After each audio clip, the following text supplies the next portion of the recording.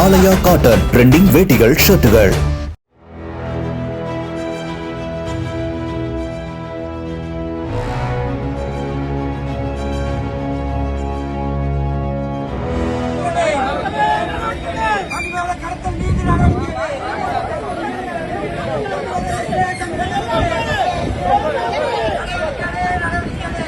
தென்காசி மாவட்டம் புளியரை வழியாக கேரளாவுக்கு தினந்தோறும் 35,000 டன் கனிம வளங்கள் கொண்டு செல்லப்படுவதை தடுத்து நிறுத்தக் கோரி இயற்கை வள பாதுகாப்பு சங்கத்தினர் திடீர் மறியலில் ஈடுபட்டனர்.